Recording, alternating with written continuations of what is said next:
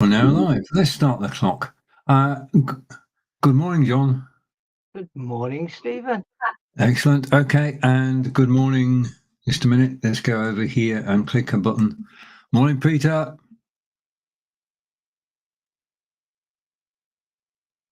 I can't hear Peter. Can you hear Peter, John? No. No sound, Peter. Yeah, it's okay. I'm here now.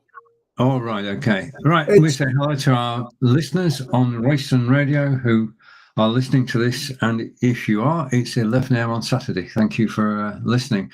We're live today on Facebook, YouTube, LinkedIn, and Twitch and the website. And we'll be ready to go in about 15 seconds. Okay. Yeah. The sun's shining outside. It's a beautiful, gorgeous day.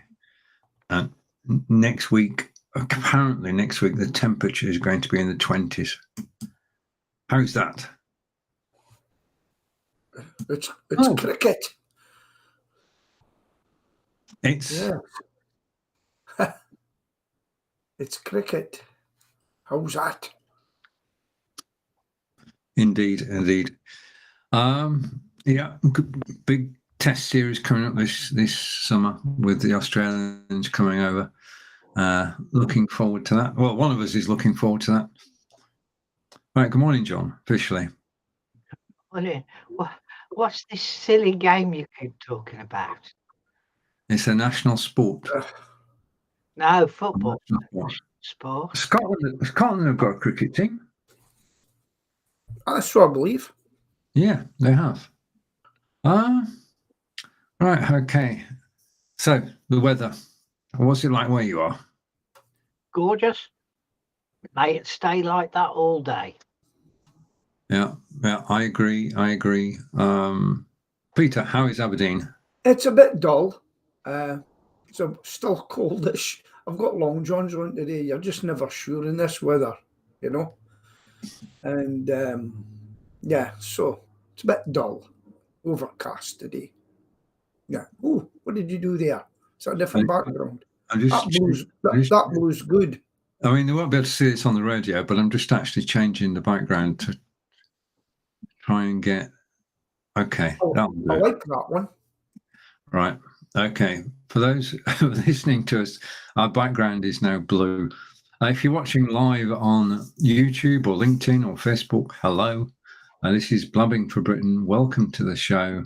And this is Blabbing for Britain, episode 375. Okay, where do we start today? Anything going on? Did either of you watch Eurovision? I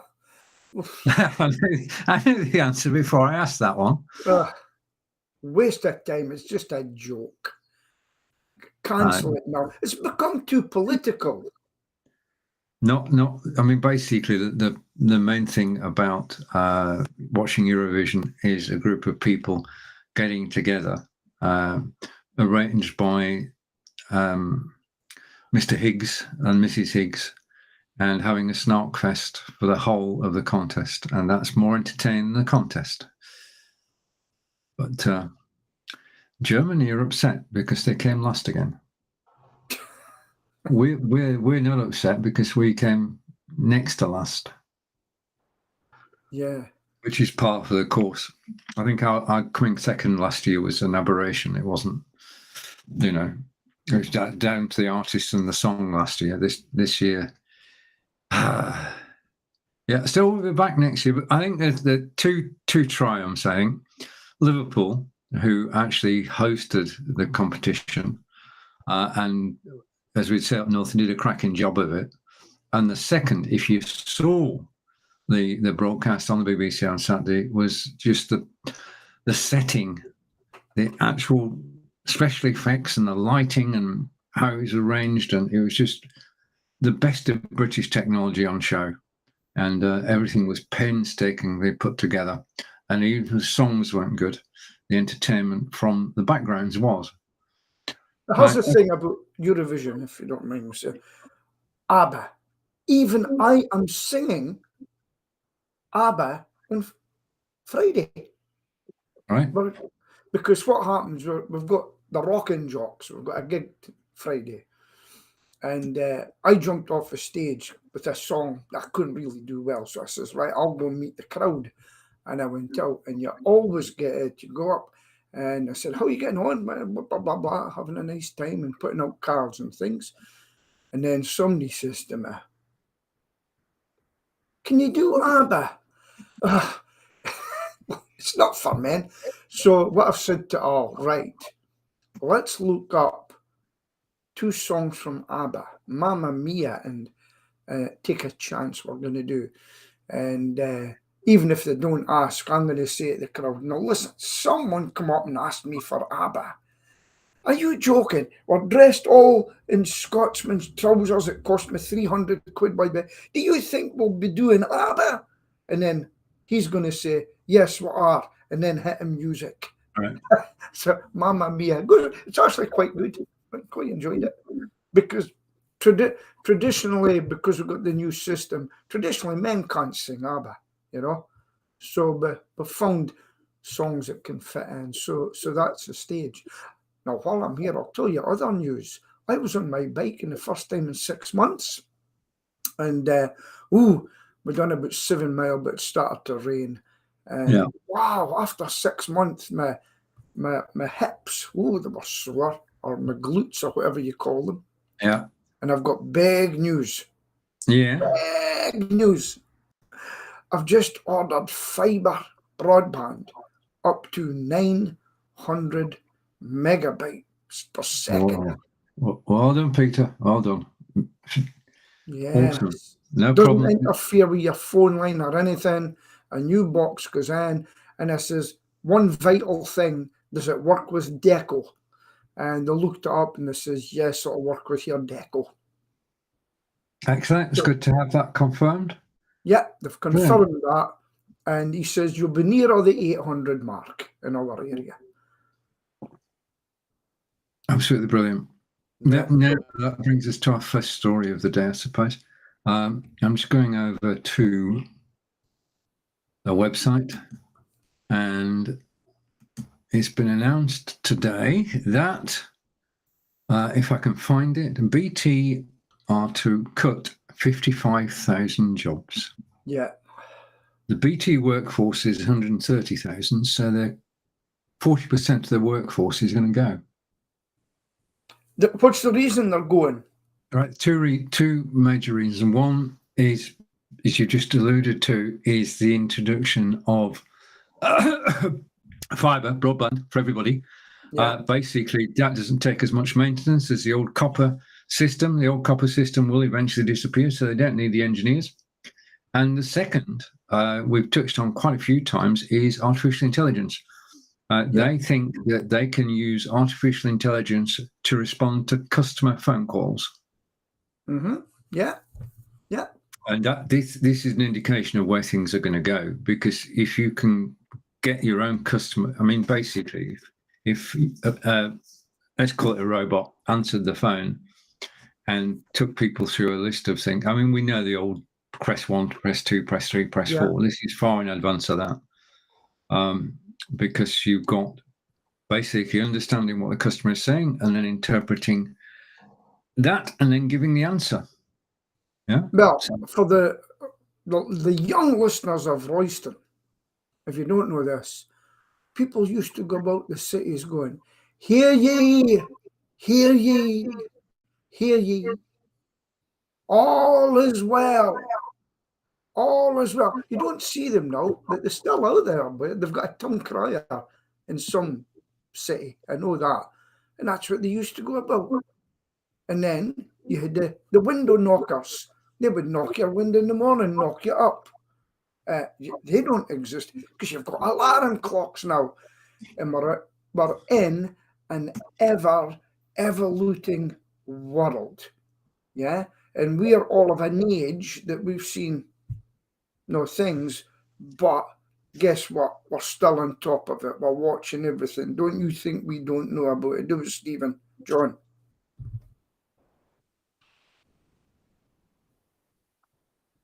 Right. Okay. But I mean, the thing is, Peter, this is just the beginning. A lot of companies are going to follow BT's lead, and we're going to have another technological revolution. Yeah. Yeah, and yeah, I mean, from our point of view, the rolling out of fibre broadband is a benefit. Yeah. But obviously, the people affected are going to be people who are currently working for BT who are going to find themselves out of a job. Right. Talking of which, and still staying with the internet, 1 million people have given up on the internet in the last year because of the financial situation. So people are leaving the internet. The government are getting very concerned because obviously more and more government information comes out via the internet. And government are working with the internet providers to come up with a budget internet system. And they're aiming to get it out for £10 a month. Yeah. But what's the figures that are leaving it? Just a minute. Let's go back to the page and go here. And if you spot it before I do, I'm going to put my glasses on for this. Oh, yeah, there it is. 1 million council broadband as cost of living rises. Ah, interesting. Yeah. So Because you're obviously rich as you're going for a faster broadband. Me? Yeah. No, it's my business. I need it for my business. me too. It's a practical thing. Yes. Practical thing. We don't know how good it's going to be until we actually get it, but it is bound to make a difference in some way or another. For me personally, I've got all these 4K cameras, and in order to broadcast live to YouTube in 4K, I need a 20 megabyte upload. Well, at the moment, I'm sat here with 5, so I can't use them on YouTube. When we do get the upgrade, then I shall be able to broadcast live to YouTube in 4K. The world will not be the same. No. I'd like to leave Virgin Media, but I have a problem. I have had my email address, john.upton@blueyonder.co.uk for 22 years. Okay. If I leave Virgin Media, I lose access to that email address. Right. So I I'm stuck because outside my house is faster broadband than I've got. I've got pretty fast broadband anyway. I've got 1024 down and 52 megabits up. But I could go to 2 gigabits up and 2 gigabits down. It's on the telegraph pole outside next door's house. But I have a dilemma of losing access to my 22-year-old email address that's used all over the place. Right. So who keeps in touch with you for that? It's things I've signed up for using that address. Right. Okay. Knowing right. they are. Okay. Okay. Yeah. Yeah. It's so much receiving email wouldn't be the end of the world, but how many places do I use that as an alternative to my business email address? Yeah.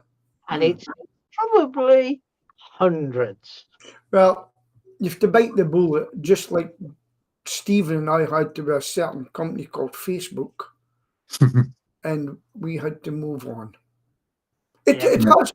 I mean, I know for a fact that they're still using the old business page, and I don't look at it, but I'm going to have to go on periodically and say, this page is now inactive, go here every so often, you know? Yeah. And do you know all these jobs that are going? Let me tell you something. I am trying to employ someone in Edinburgh, and I have been for a while. And I phoned up another recruiter and who do online recruiting and stuff like that. And I said, I'm having great difficulty. I've come over. And she says to me, Peter, it's a big problem down here because we've got companies, you pay £150 for a month, and they put it out on social media. They've got email alerts for people. She goes, we had repeat customers, and what's happened? They've come where they used to get 40 applicants. They're now only getting about 8 for the same cost. And I says, how does that affect you? She says, well, we have to work hard ourselves now to try and get those placements to make sure we get customers coming back to us. She goes, but tell me what you've done. So I told her, and she says, you have done everything right. You know? And I was telling her, here's a tip. I'm going to give Pete's tip. I don't know if I'd done it last week. Read the advert for a job. If you need to be able to drive, you need to be able to drive. Don't phone them if you don't have a driving license. Don't apply. 2, I'm going to put in, can you get out of your bed in the morning? That's another one. Yeah. You could put the question, Peter. Yeah. Another one. Don't call your potential boss dude or mate. Too familiar right at the beginning. You can call me Peter later. It drives me crazy. But there's someone out there waiting for the job. So if you're a job applicant, don't give up. Keep going. Do something different. I had a guy who was paid off from a similar company to mine on a Friday. He phoned me on a Sunday, and I interviewed him on a Monday. Unfortunately, couldn't stay long because we had too much work. He couldn't believe how much work we had. And so that was that. But do something different. Indeed. And you know, in your studio that you're in now, yeah, you've got your camera cog. Yeah. Yeah. Can you just click it? The camera cog. Cog. Yeah, right. Wait a minute. Aye, down in the studio. Yeah. The cog, and where it says reverse there's a tick on the left hand side. Can you just the video settings? Yeah. Just tick it. Click it. Right. Oh, wait a minute. Right. It doesn't say reverse. Hold on. Oh, right. Okay. I went to video settings. Right. Yeah, and there's a tick box there, but halfway down, which says reverse. Mirror camera. Correct. Can you click it? That's it. There you are. Now it says welcome to Aberdeen. Yes. It's okay. You can't see this on the radio, but the sign was back to front. I was trying to work out what it said. Yeah. John had already got there and worked it out, but I didn't. Right. So it's welcome to Aberdeen. Which is all good. Yeah. Okay, so one more story before we go on to our. Let's put this up, and I'm going to go like this, and then I'm going to go like. Wait a minute, I'll get there in a second. Okay. Right now, the car manufacturers, 2 so far, are actually asking the government to renegotiate Brexit. We know that's not going to happen, Peter, but there is a problem. Wait a minute. Who's asking for this? The motor manufacturers. I think the 2 that are asking at the moment are, just a minute, I'll put my glasses on there, I can read it. Car makers in Britain and the EU have been asking for the rule change to be pushed back. Stellantis, who own Vauxhall, Peugeot, Citroën and Fiat, has said that its UK factories are at risk. And basically, the problem is import duties. Yeah. Basically, the cost of making cars is going to go up because of import duties, bringing components into the UK and sending components to Europe to be worked on and brought back again. And it gets hellishly complicated. The net result of which is that car prices will go up in the UK, but not necessarily in Europe. what cars does Europe buy from us, do you think? Range Hang Rovers. Our statistician may be able to tell us UK car exports to Europe. Well, slowly held products like Range Rovers and things Okay. like that do well. Nobody in their right mind buys a Land Rover anymore, unless they've got more money than sense. Right.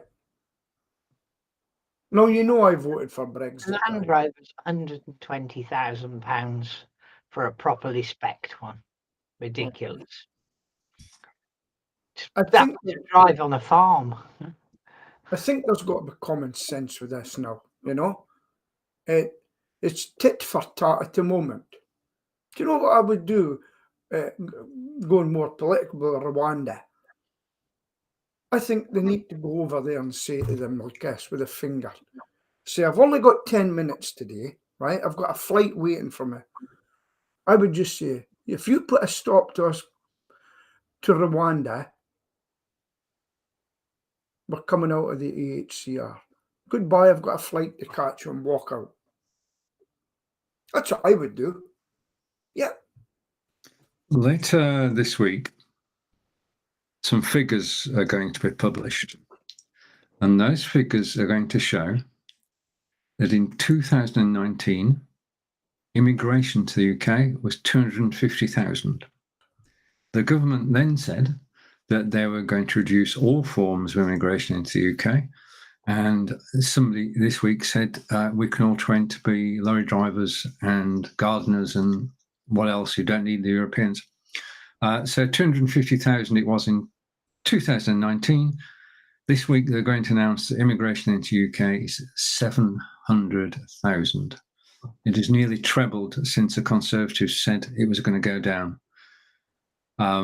And this dwarfs any illegal immigration. Legal immigration is basically standing at those numbers. And people don't come here if they've not got a job legally.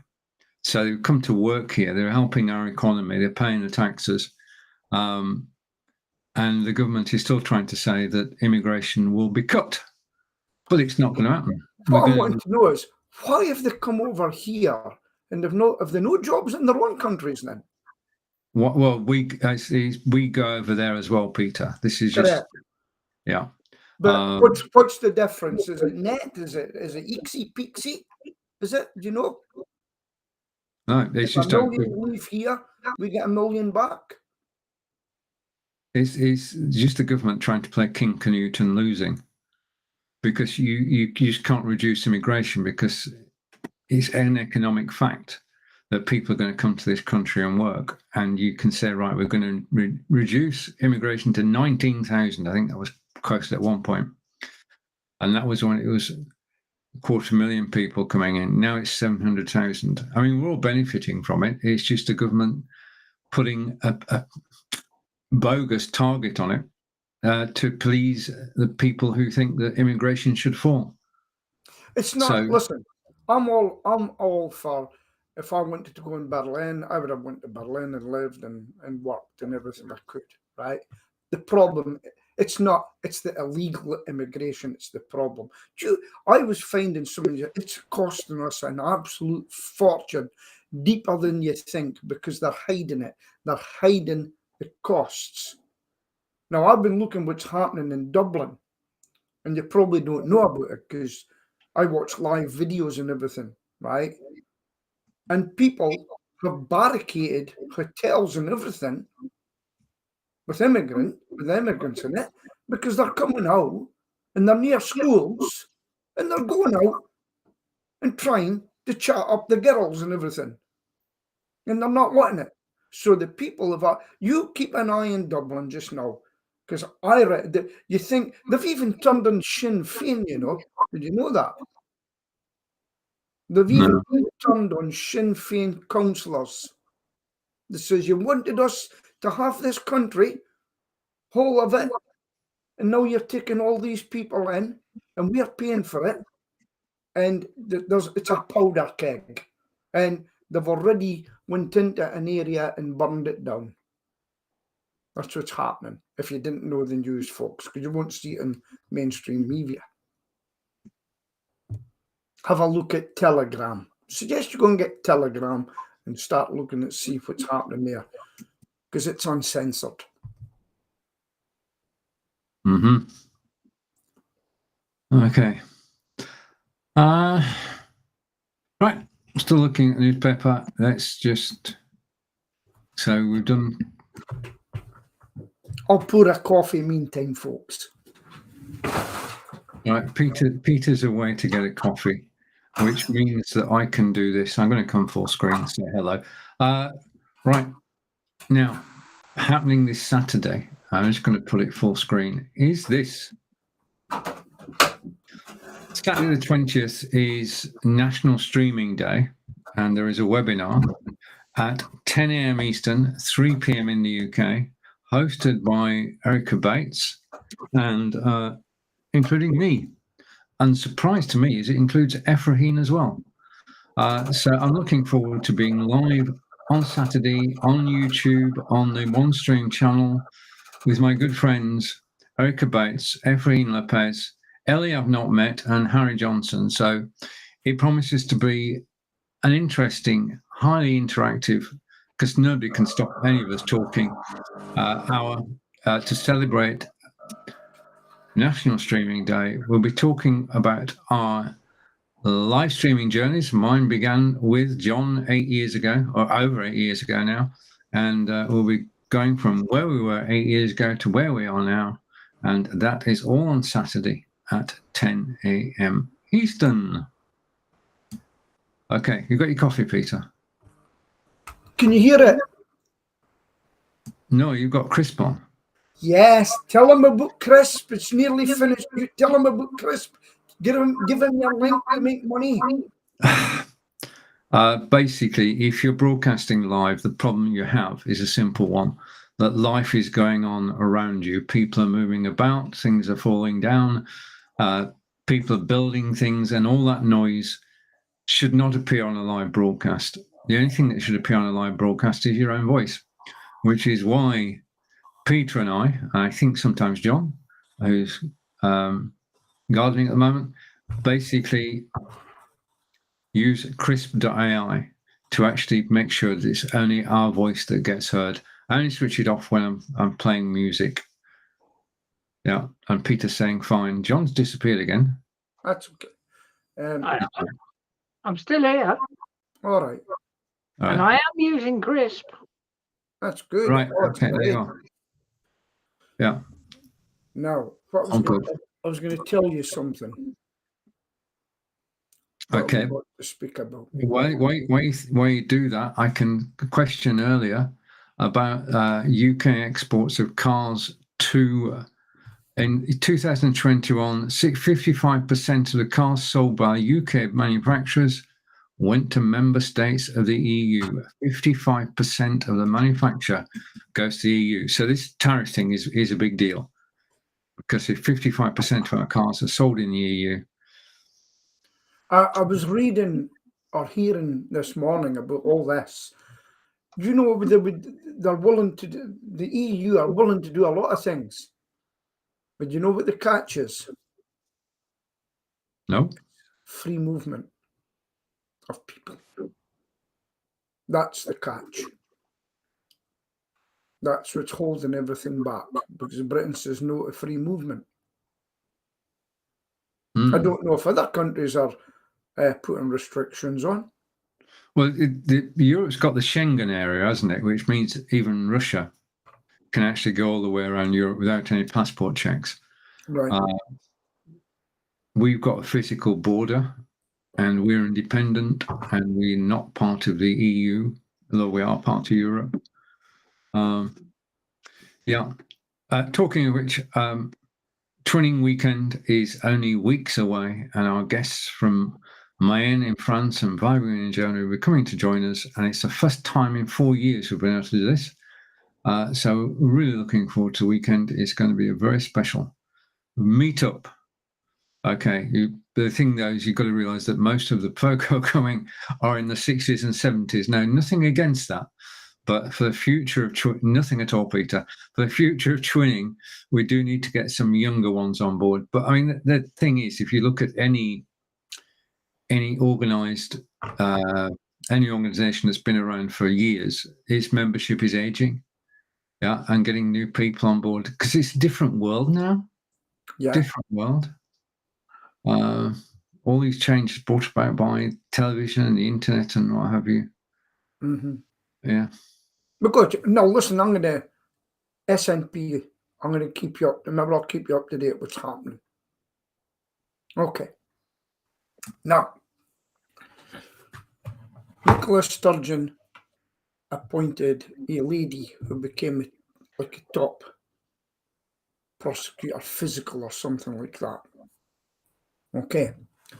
A ex-chief constable has said yesterday, noticed on Twitter, that a warrant to go into someone's home should only take 2 days. Now, look into this what you want. The First Minister, Nicola Sturgeon, went to meet the Chief Constable. 2 weeks later, she was out of office, and then the house was raided. But in the meantime, in that 2 weeks, coincidentally, there became a new First Minister and a leader of the SNP, Mr. Youssef. And remember, the ex-Chief Constable said it should only take 2 days. The Chief Constable, who Miss Sturgeon went to see, then put his early resignation in. So the question is being asked, was someone tipped off somewhere? 2 weeks, not 2 days. Now, in Westminster, the Westminster group down in England of the SNP in the Westminster Parliament, their accountants had resigned.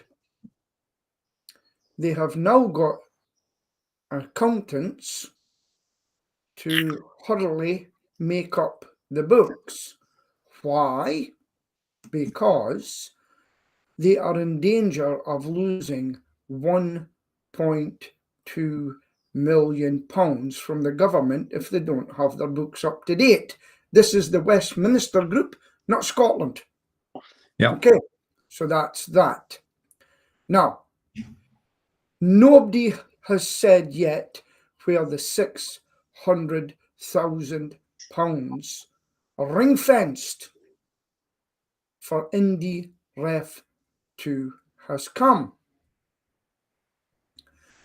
Another member of the SNP, a PR company, they put out a campaign to bring money in, not all that long ago,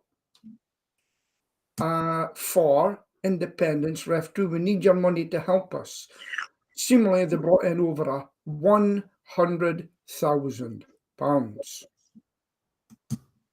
On Twitter, people are saying, where is that money that was collected independently?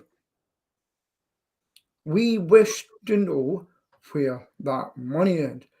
Whose bank account is it sitting in? And one lady said, my father, before he passed away, gave money to it. I will never vote for the SNP again. And that is the situation in Scotland this minute until I look at Twitter again. Twitter is a great source of news. Oh yeah, it's fantastic. Yeah. South of the border. Down Mexico way. No, Remember that one? down England way.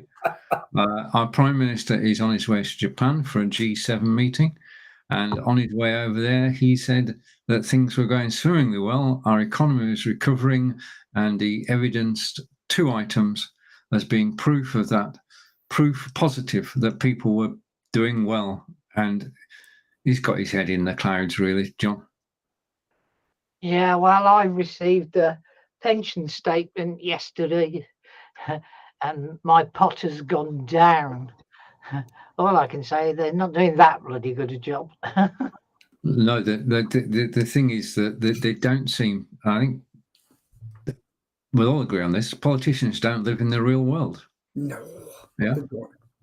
One thing I picked up on, they're talking about military strength together. Yeah. Did you notice that bit?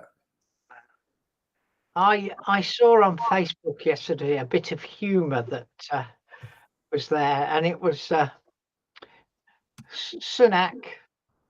Rishi Sunak, and next to him was one of these questionnaires, and it said, "You were asked to name a cheap form of transport, and you said helicopter."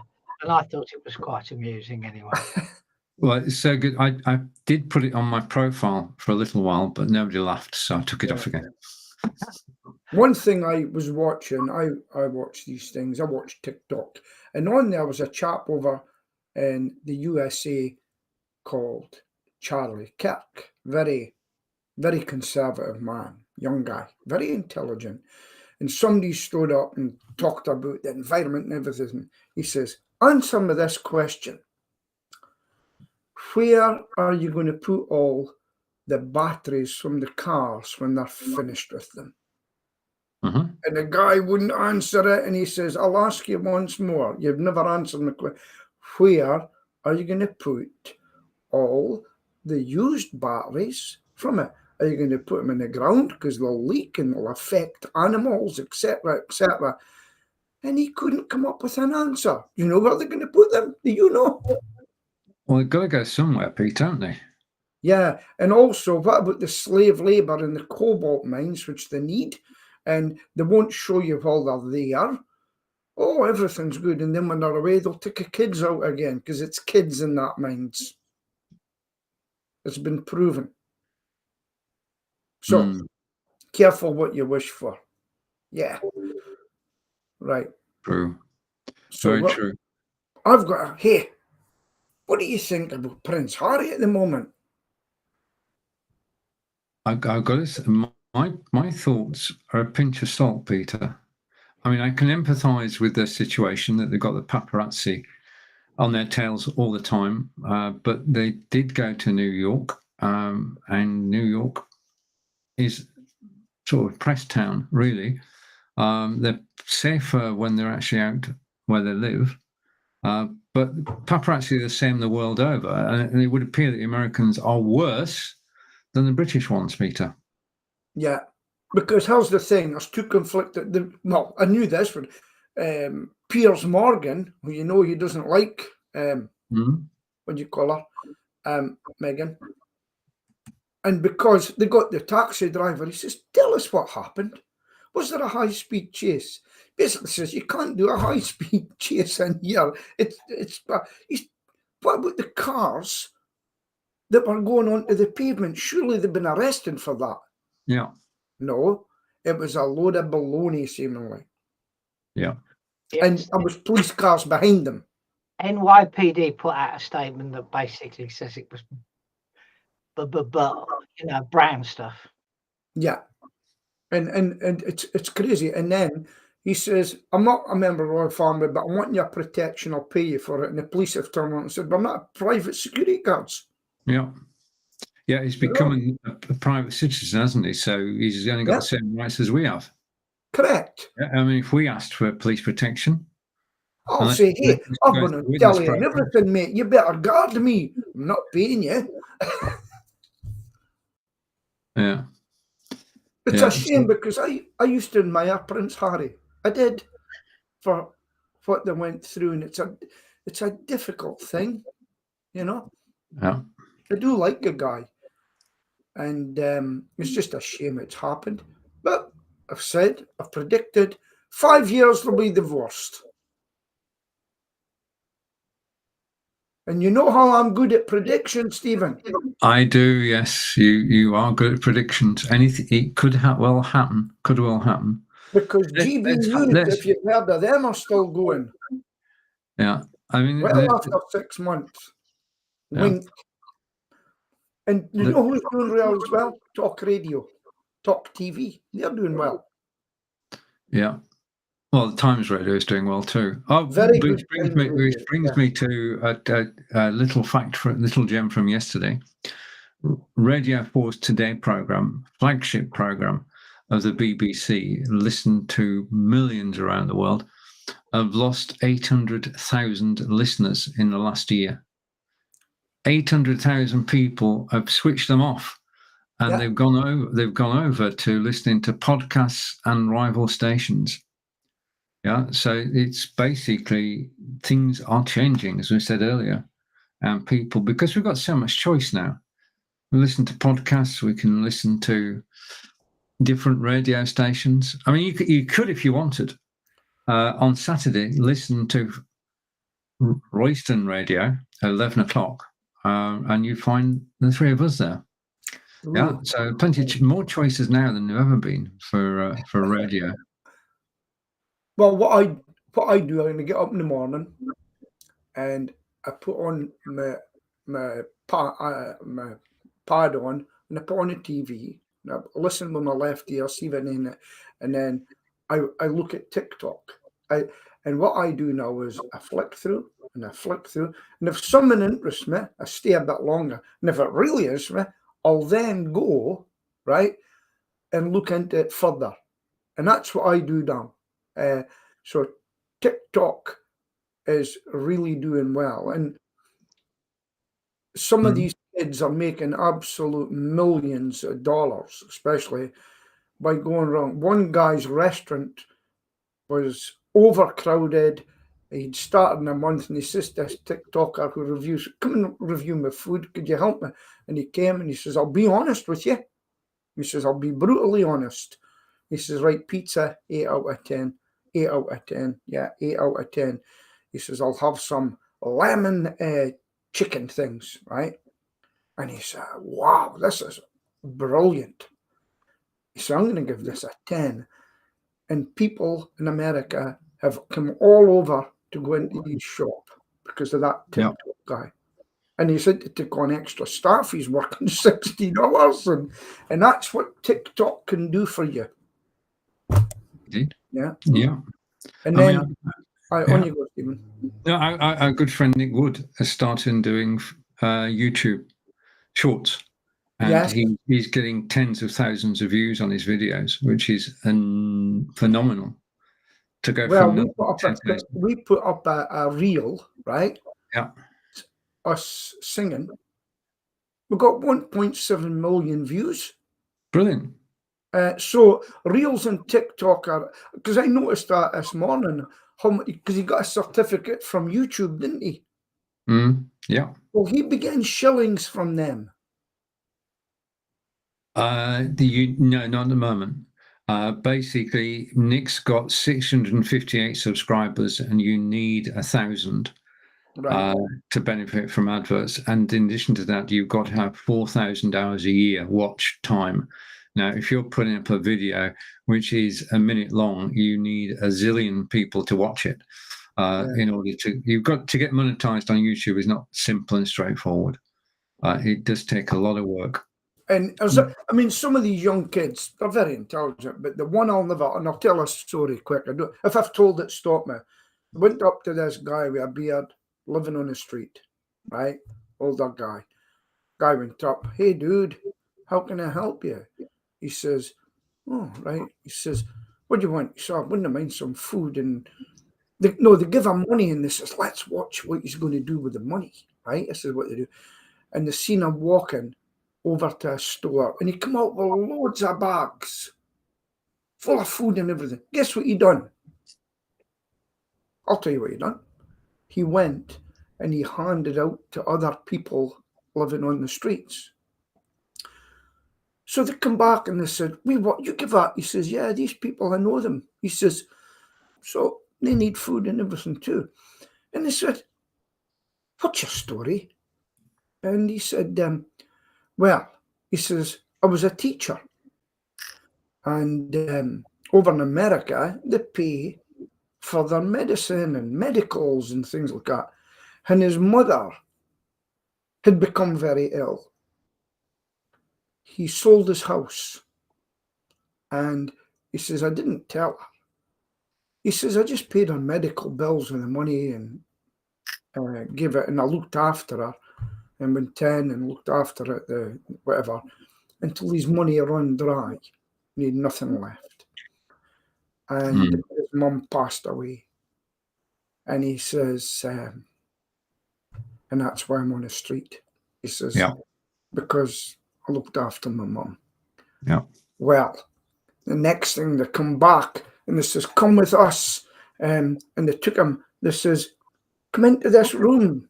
And he went, oh, thank you. He says, you'll get a decent sleep. Oh, thank you very much. He says, and another thing, it belongs to you. They paid it. And they said, next week, we'll pick you up. And they took him away and they got him new clothes and got him dressed. And they says, you've got an interview for a teaching post. And he went back to teaching.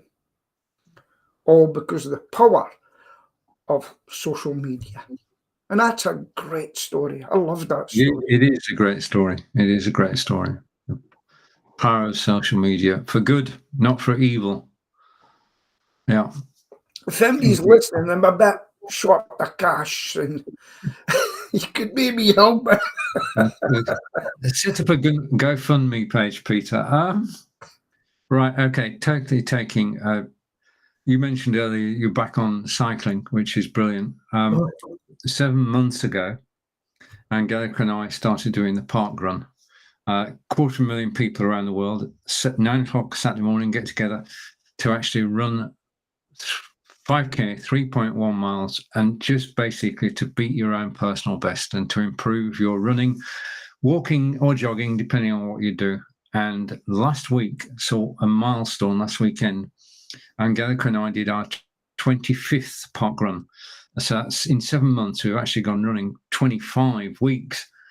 We were put off 2 weeks by weather, 1 week by King Charles. Well, it wasn't his fault, but we didn't run that weekend.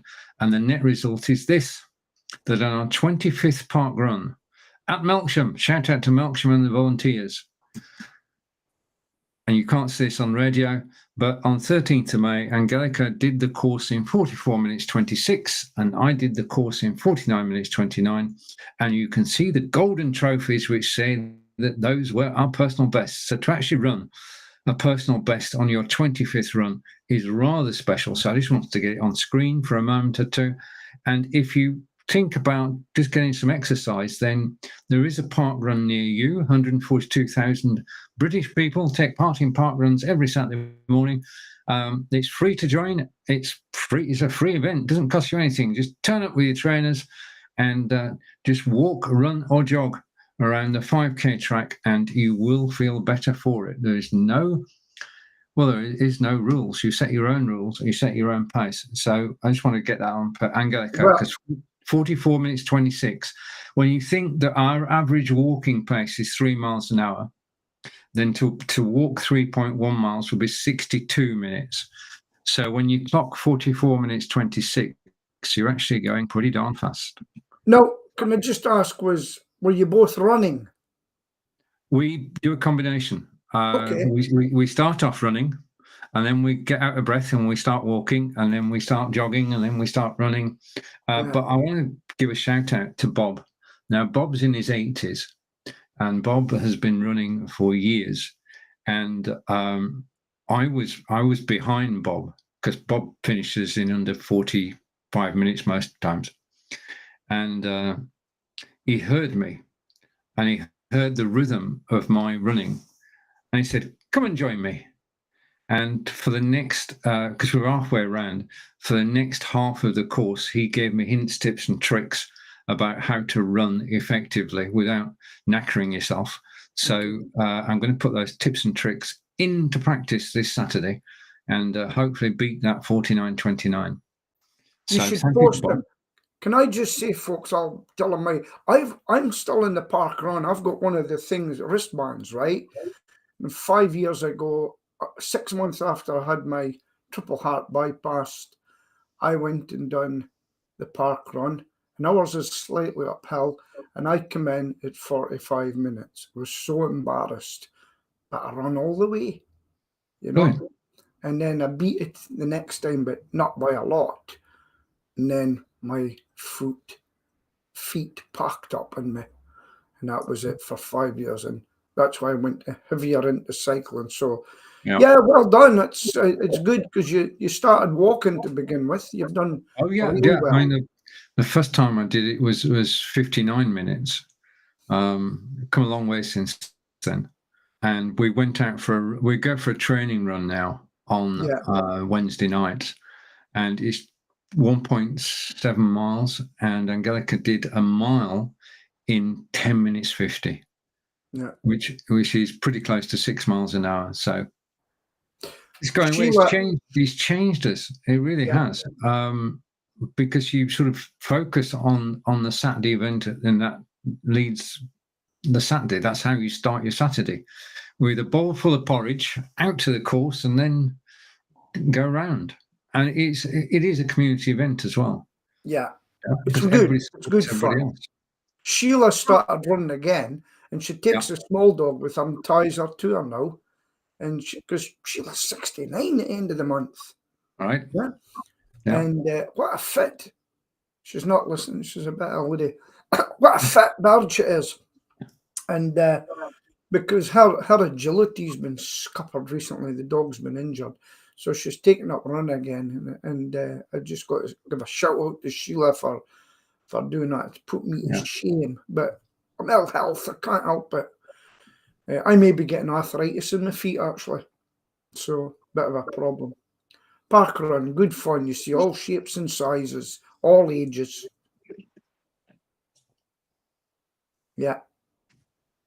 Yeah. All good. Right. Okay. We've got to say congratulations, John, to Manchester City. We're actually on for the treble. I mean, there are people around saying the money buys you love and money buys you success in football, but it doesn't, because you can, like Chelsea, you can spend zillions and get zilch. The manager at Man City, though, has worked everything perfect. They're still in it for the FA Cup, they're still in it for the league, and they're still in it now, well, for everything, really. They could have 3 trophies this year and emulate. I mean, you'd have thought back in the day when Man United and Alex Ferguson were winning everything that was put before them, City were a poor second. And who would have thought that City would ever equal Man United's record of winning 3 trophies? Well, money, nothing else, is it? Shake, rattle, and roll, as they say. Yeah. No, but it's also takes. You've got to buy the right players. You've got to get them to work together as a team. It's not simple. Otherwise, we'd all be doing it. So, congrats to Man City, and good luck to Coventry. Coventry could be back in their Premier. I know they're not the most glamorous of teams, but Coventry could be back in the Premiership. They're 1 game away, and they've got to play that Luton Town team. So I'm just saying, from my own personal, this is not a Blabbing for Britain perspective. This is my saying good luck to Coventry and good luck to Everton as well. 20 odd years ago, when I worked for Objectivity, they regularly took people to Coventry when they were in the first division type thing, Yeah. And the old Highfield Road Stadium. Mm-hmm. The current stadium has no personality whatsoever, even though they've been in and out of it like a yo-yo, because it's built on the back of an exhibition centre. Uh-huh. So it's neat. It's next door actually. Tesco's largest store in Europe. Yeah. What can I say? I think Robbins has done a really fantastic job, but I'm not going to get excited as a West Midlander. Guys, can I ask you a question? Have you ever had a tip at your work? A what? A tip? Yeah. The only thing you grow in the garden is tired. Right, okay. Stephen. Right, so what we've early this morning, we on my pest control forum, someone, what's the strangest tip you've ever had, or what have you had? Right, and it's quite funny to watch. And I put I put my one here. So we've got a multi-millionaire, I would say, who's notoriously tight here in Aberdeen. And I did work for him.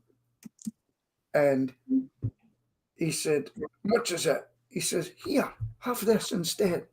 And I went, "No chance." Do you know what it was?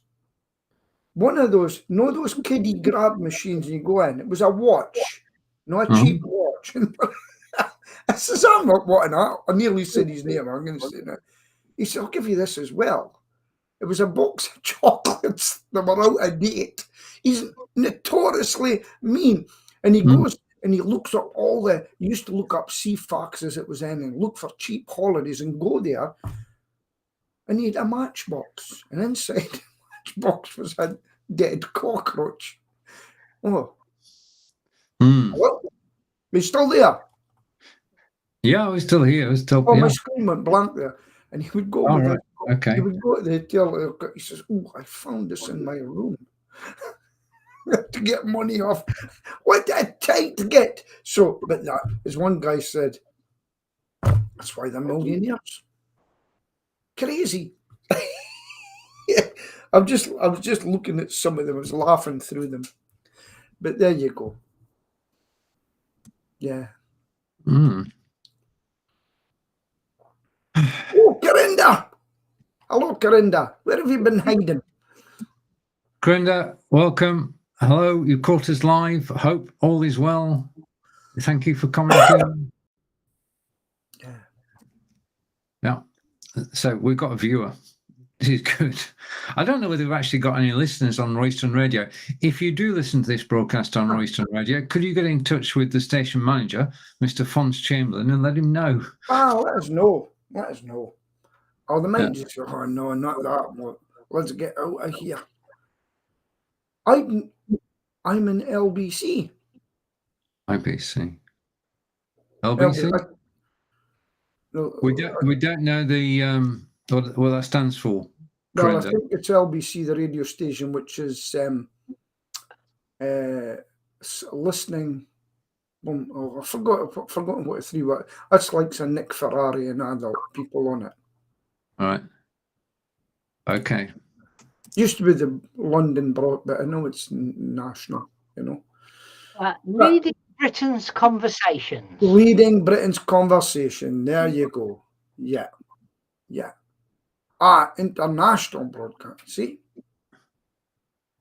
IBC. When I used to type in my industry, BPCA, we got the Belgian pencil something when it was British Pest Control. Hasn't one of your favourite products, melon, been renamed?